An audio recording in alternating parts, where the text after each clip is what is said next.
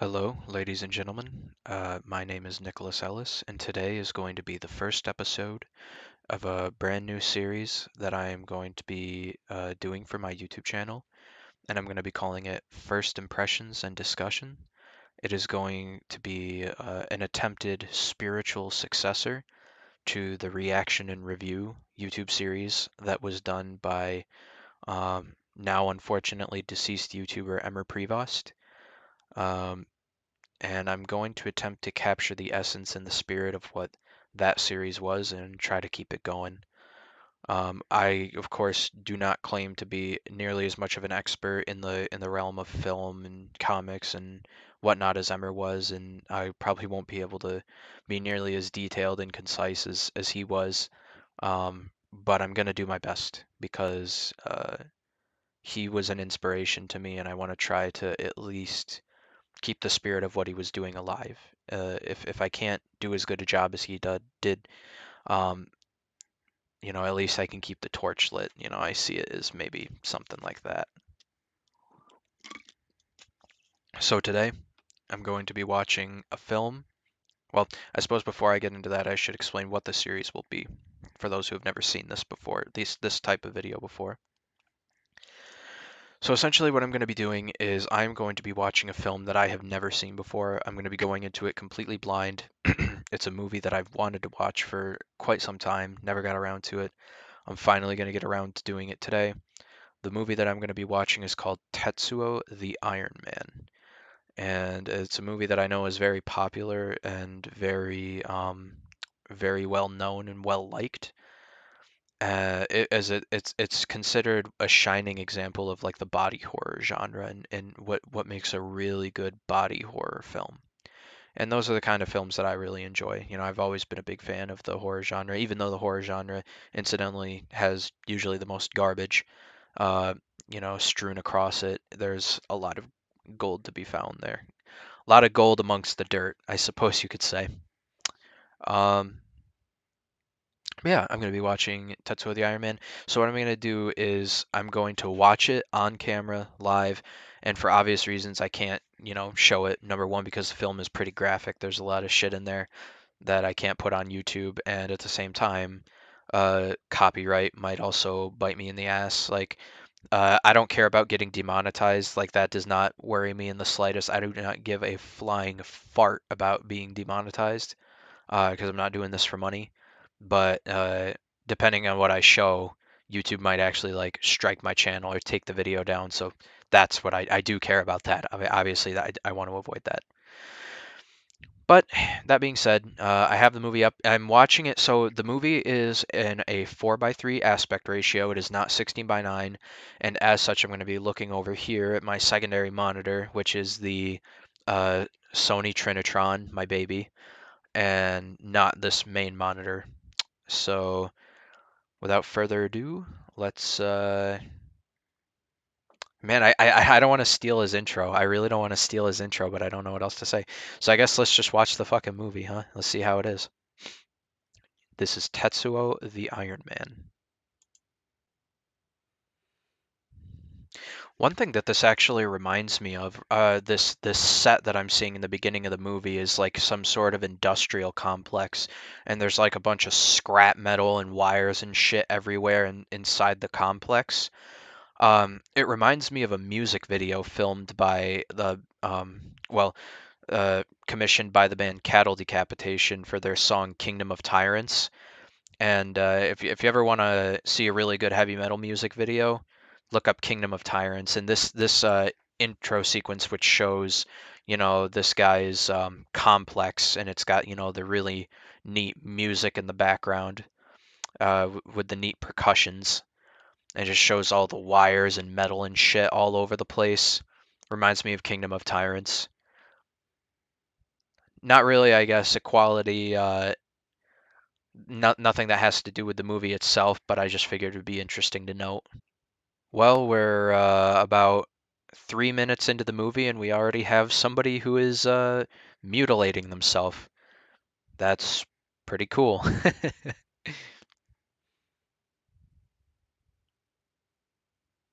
Oh, he just drug a piece of metal across his teeth.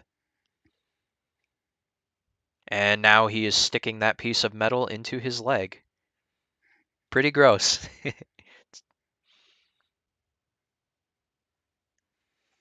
All right, well, this is interesting. We went from some guy like mutilating himself and sticking pieces of metal into his body to some other guy in a different factory, like a different industrial facility somewhere else, like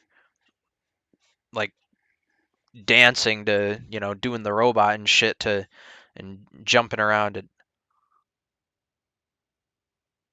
what the fuck is even going on in this movie? One thing that I've noticed about this movie is it does a lot of very strange cuts where you'll have a scene where, it'll seem like it'll be progressing along at a normal pace, and then all of a sudden it'll cut to something happening really quick, like it'll cut to some really loud scene where something really crazy is happening, and then it'll cut back to the normal stuff. It does that pretty frequently. This movie also has a lot of very fascinating and bizarre imagery, I'm noticing. It's not like anything I've ever seen before in a film. Like the hallucinations and stuff that this guy seems to be having as he goes from place to place. I really like this music in the background. I'm digging it. It's like a heavy industrial instrumental with really sick percussions. Like that's one thing that the music in this movie does really well is its percussion.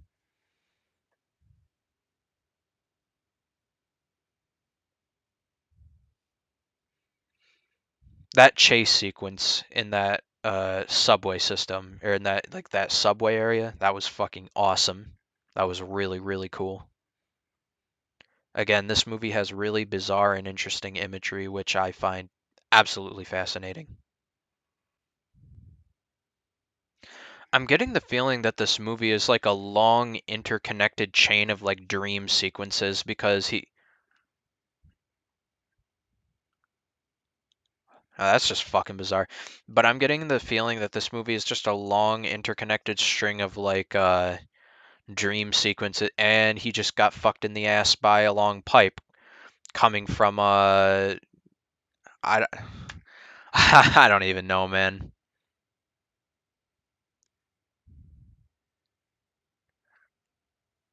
A metal pipe, I should say.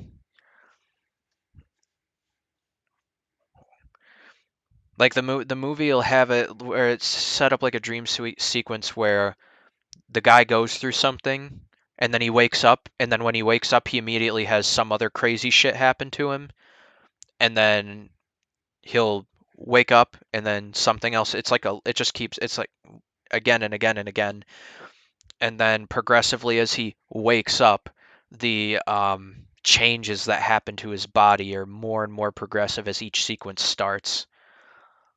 So it's interesting. Like basically what I'm trying to say is like the sequence will start with him looking relatively normal, and then it'll progress and he'll get fucked up by whatever shit happens in the sequence, and then he'll wake up and then he'll be relatively normal looking again, plus like maybe a couple bits and pieces, and then some more crazy shit'll happen, and then that cycle just keeps continuing again and again. And my fucking god, these prosthetics are amazing. They look really good. Man's made like an entire pan of food and then they only ate like a few bites of it. What the fuck? We had a scene where this guy just cooked up like an entire pan of like looked like scrambled eggs and sausage and stuff like that. And he fed her like a few bites of it, and then he was like, "Oh, all right," threw the fucking pan away. It's like,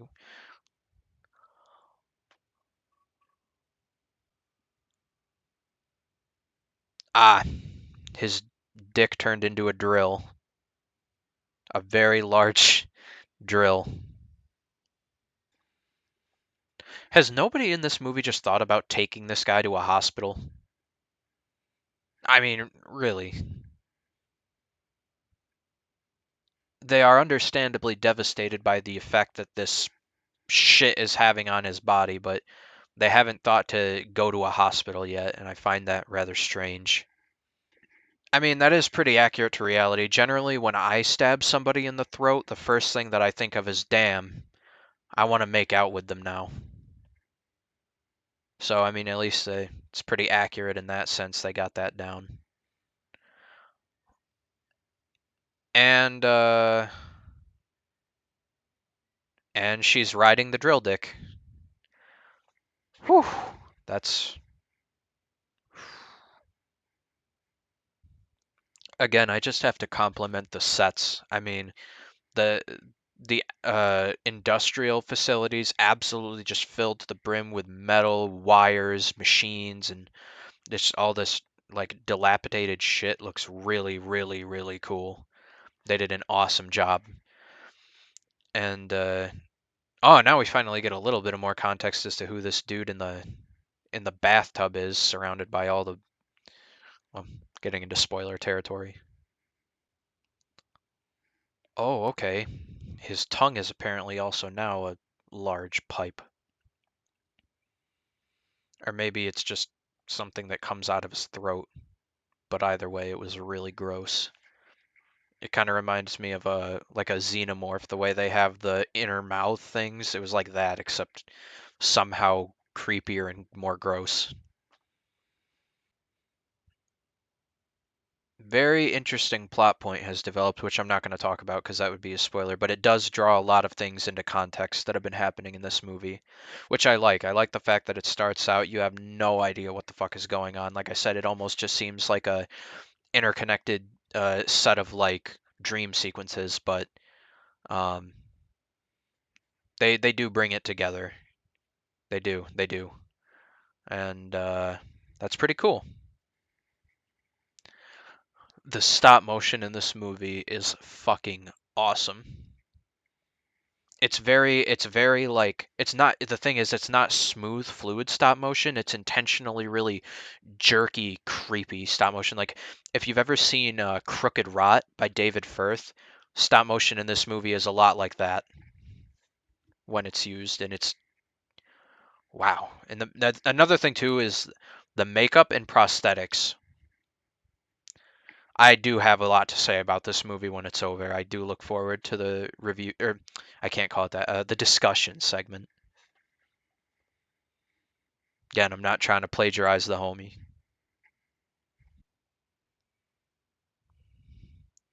Oh my god. I'm kidding. This ending scene here is, for reasons I won't disclose, is giving me heavy Resident Evil 4 vibes. But for those of you who have played it, just think the Salazar boss fight.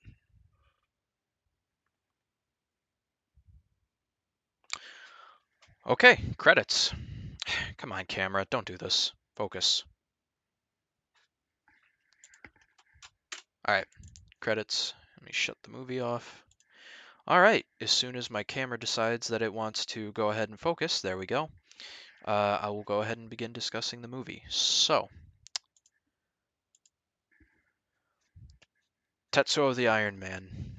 That was awesome, in my opinion. That movie was very, very fucking good. Uh, so there's a lot of things that I want to discuss um, right out of the gate. So I'm just trying to decide which I should talk about first. All right, let's talk about the thing about the movie that I think was done the best, and that is the special effects. Now, when I say special effects, I don't mean CG because I don't believe this movie had any CG. If it had CG, I didn't notice it. This movie was done using all practical effects, from what I could tell. There was a lot of prosthetics. That was mostly, in fact, I would say that was mostly what it was prosthetic effects, along with like a lot of prop blood, a lot of it. And stop motion plays a big part towards more so towards the end of the movie. There is a lot of stop motion and it's done really well. And not really well in the sense that it looks smooth and realistic, but rather the opposite. Everything is really jerky. Everything twists around a lot, and just looks really fucking uncanny. Like again, there's a scene towards the end where you see like a whole bunch of like metal wires like twisting and contorting and like pulling things apart and stitching things back together. That looks really crazy. And then you'll see a lot of scenes where you'll have characters that'll be moving around and they'll fast forward it and slow it down in certain effects to kind of enhance the dramatic tension. So yeah, the special effects were really really fucking cool, especially because some of the shit in this movie looked really really uncanny and creepy. Particularly the one that's most effective is because by the towards getting towards the end of the movie, you begin to get used to all of the whacked out shit that you're seeing. Um, but towards the beginning, there's one scene that sticks out where our main protagonist is in a like a subway station waiting for a train, and he's sitting next to a person who seems like they're just kind of like scratching an itch on their arm, and then the person looks over and you see that their face is all fucked up and covered in this weird like shit, and that their arm is completely encased in like metal, and then the person starts making really these creepy noises and chasing the guy through the subway station, and they have this like really really heavy industrial percussion. I can't even call it. It's not rock or metal or anything like that because there's not much to it. It's just like really it almost sounds like steel drums. Not steel drums because that gives the impression of like reggae. I'm not talking like reggae. It's really hard to explain. I'm not exactly sure what kind of instruments were used, but it almost sounds like metal instruments, just like someone was taking sticks and like banging them on metal instruments, but in a very rhythmic way. It sounded awesome. That's actually the next thing I want to get into. The music in this movie was awesome. Uh, um, a minor criticism I do have actually, uh, as far as the movie goes, there are some music tracks that were overused. I've seen this before in other movies where they'll take a music track that's really good, but they'll use it several times in the movie, and it's like, come on. The most notorious example of that, if anyone's ever seen the movie, I actually haven't seen it, but it's a very common criticism of the movie. Is Requiem for a Dream has this that one da da da da da na na na na na da na na na na na na da na na na na na, that one song. And from what I've heard, that is overused as fuck in that movie, and it gets annoying, even though it's not a bad piece of music. The same thing almost happens here, where they have a couple pieces of music that they use, um, bordering ad nauseum. They don't do it enough to where it gets genuinely annoying, but I definitely did notice that they were just taking the same track and using it repeatedly in several sections. But the music itself was very good. I definitely won't complain about that. The music was great. So yeah, the prosthetics were really cool. The stop motion effects that they used were really fucking cool. Another thing that I really enjoyed was the way that the movie was edited.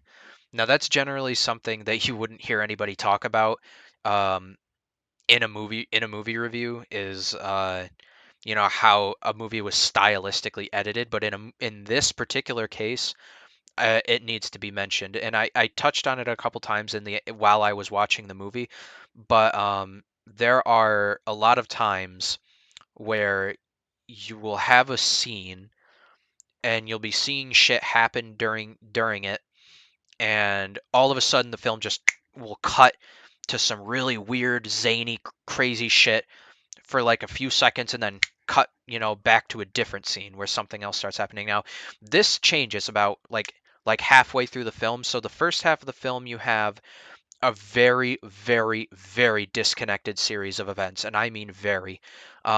That and it make it I think it's intentionally disorienting in the sense that you have no idea what in God's name is going on, where you just have it what almost seems like a set of dream sequences, which uh, if we're to go with the understanding that what's the core of what's happening in the film is real, then I'm going to assume that they're not dream sequences.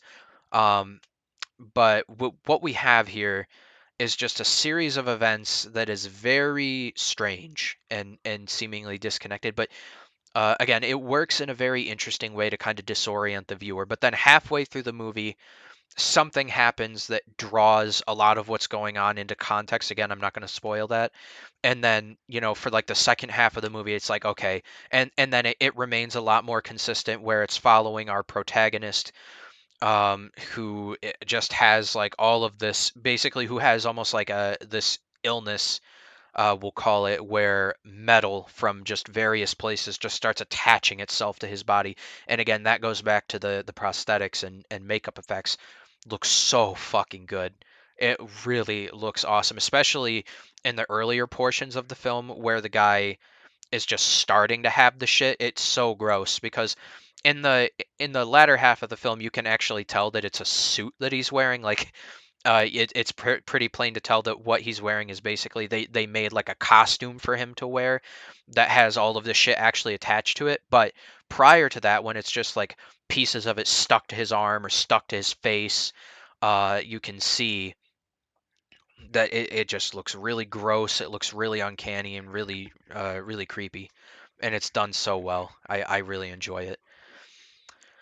But yeah, I kind of threw myself off track. Yeah, the editing is done in such a way that it keeps you on your toes. You're never sure what you're going to see next because you could be investing yourself in one thing happening, and then all of a sudden, boom, some wacky shit will just keep happening. Like, yeah. So uh, the plot of the movie is, again, we have a guy who seems to inexplicably be having all this weird bullshit happen to him. Like, you see him go from place to place and do thing to thing, and a bunch of really ridiculous shit keeps happening to him. Like, he gets chased. Um, he hallucinates things. He starts seeing things, um, and all the while, progressively, while this is happening to him, you begin to see that, again, pieces of metal and shit attach themselves to his body. And eventually this culminates into him figuring out why this happened to him, um, who did this to him, why it was done to him, and it culminates into a very large confrontation, which has, in my opinion, a very satisfying and interesting conclusion. So yeah, the special effects, awesome. The plot, very interesting, fun to watch. The editing, again, very interesting. The music was good, barring they used the same music track a few too many times. But ultimately, would I recommend Tetsuo the Iron Man? Yes, yes, I absolutely would. The movie is awesome. It was very well. Oh, I didn't talk about the acting. These actors were, none of them were bad. They had to emote, they had to do facial expressions and expressions of pain and fear and disgust and things that and anger and rage towards the end. You almost don't see acting like that anymore, where the kind of emotive acting where they're able to put on like facial expressions and show like just such raw emotions, just done so well. So yeah, I recommend Tetsuo the Iron Man for definitely all of those reasons. One thing I will say is, of course, the movie is extremely graphic. I mean, extremely graphic, very brutal, very violent, and very very uncanny. It's definitely rests a lot of it in the uncanny valley. So if you're not a fan of horror in any way, I almost hesitate to call this horror. Um, there is definitely a lot of uncanny and creepy shit, but I'd almost just call this like an experimental, violent. Well, yeah, no, I guess you could call it body horror. Yeah, you call it body horror. Very experimental body horror. So if you're not into that, you're not gonna like this. If you're not into really gross shit, if you're really squeamish, you're not gonna like this. But if you like horror, if you like body horror, if you're into this type of movie, and if you're into very uh, uncanny-esque stuff happening in your movies, then you're gonna get a kick out of this. I'm sure of it. And that's all I really got to say. Yeah, Tetsuo the Iron Man. I enjoyed it. Check it out.